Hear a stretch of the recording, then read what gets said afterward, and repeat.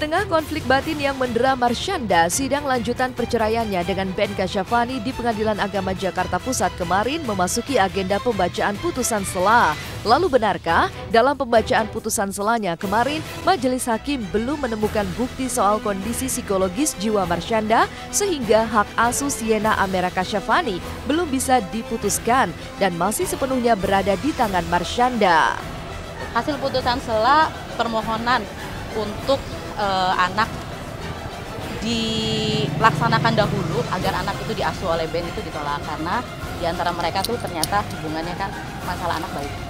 Gitu. Jadi ada peran serta juga dari Komisi Perlindungan Anak yang sudah memfasilitasi. Terus tadi juga di persidangan pengacara Ben juga bilang hubungan antara klien kami dengan kliennya juga baik masalah anak. Jadi hakim menganggap tidak perlu ada putusan komisi. Jadi kita lanjut ke pembuktian tentang perceraiannya gitu kira-kira. Kalau hak asuh anak kita ambil aja kompilasi hukum Islam aja.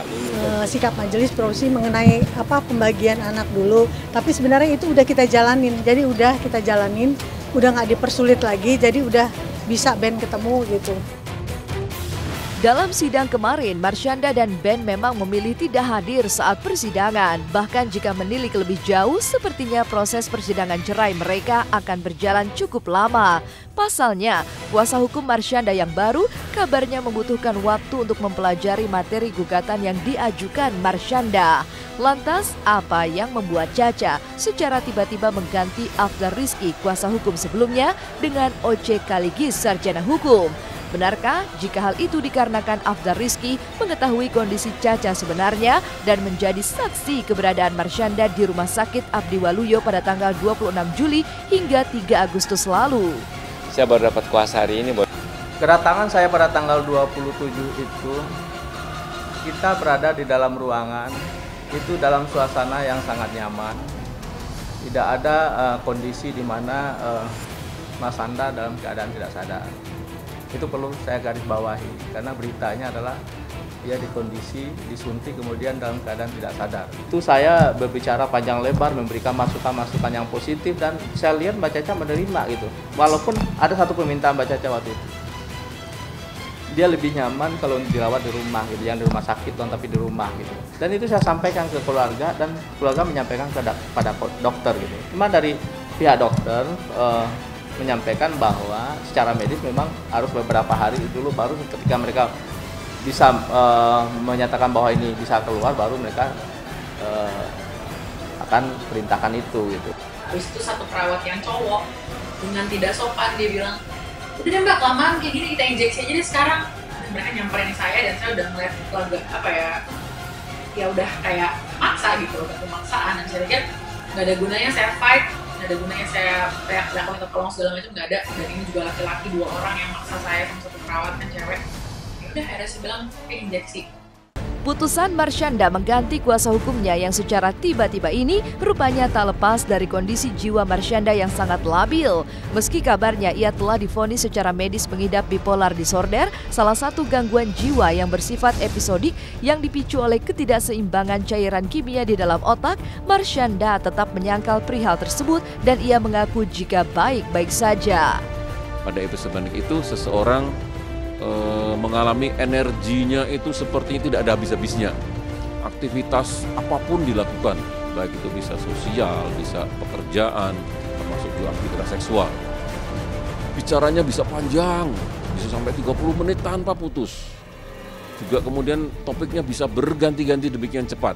Memutuskan perkawinan atau juga memutuskan pernikahan itu juga dalam waktu yang cepat.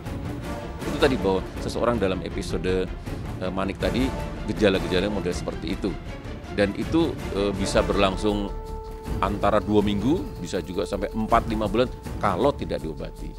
Kita harus mengatakan bahwa seseorang kalau sudah didiagnosis gangguan bipolar, kita harus waspada sepanjang hidupnya. Mengenai bipolarnya kan itu saya yakin dia nggak mengalami bipolar karena saya sudah diperiksa di dokter yang lain. Kesimpulan sementara dia orang yang normal. Bahkan IQ-nya tinggi sekali manusia ini. Aku sangat baik-baik saja, nggak ada sikap-sikap atau tindakan-tindakan yang membahayakan orang lain. Kalau misalnya entah itu dibilangnya kumat penyakitnya atau apa, nggak sama sekali kejadian seperti itu. Apa? nggak berani komen. Ya semua yang terjadi itu doain aja. Ada banyak faktor soal kondisi psikologis sang motivator. Kurangnya kasih sayang dari kedua orang tuanya kabarnya menjadi pemicu ketidakstabilan jiwa Marshanda. Dan rasa tertekan juga pernah dialami oleh aktor kawakan Hollywood Robin Williams yang meninggal dunia akibat dugaan bunuh diri di rumahnya di Tiburon sebelah utara San Francisco, Amerika Serikat hari Senin waktu setempat. Aktor yang telah membintangi puluhan judul film ini dan memiliki catatan medis mengidap bipolar sejak lama meninggal dalam usia 63 tahun. Dan sebelum meninggal, kabarnya Robin tengah berjuang melawan depresi berat yang melanda dirinya akibat sulit lepas dari kecanduan alkohol. Lantas, apa kata dokter ahli jiwa mengenai penyakit bipolar itu sendiri? Benarkah jika penyakit ini cukup membahayakan orang-orang di sekitar penderita dan si penderita itu sendiri? Kalau depresi itu kebalikannya tadi dari manik, aktivitasnya menjadi semakin sedikit, bahkan bisa di kamar bisa berhari-hari, tidak mau ketemu orang, nggak mau makan, nggak mau minum, nggak mau bicara, merasa dunia ini sudah gelap, merasa dunia ini sudah tidak ada yang bisa menolong dia. Karena melihat masa depan yang merasa suram itu, bisa saja kemudian dia mengakhiri hidup. Kalau kemarin ada artis luar negeri ini yang kemarin kalau saya dengar itu bunuh diri kalau tidak salah, itu kemungkinan bahwa itu juga bipolar, itu pada fase depresi itu bisa terjadi. Tiap orang kadang kalau lagi ngadepin masalah kan punya caranya masing-masing gitu kan. Caca itu mengeluarkan unek-uneknya kadang-kadang dengan cara yang kadang-kadang emang terlalu jujur, dan karena dia public figure akhirnya orang melihatnya jadi wow, Caca begitu banget gitu kan.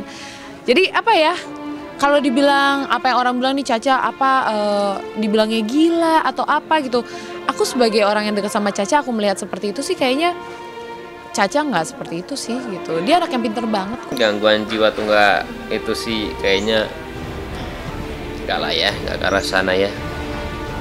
Saya nggak percaya dia punya gangguan jiwa, dia orang yang baik kok, dia punya agama. Pikiran sih kayaknya ya.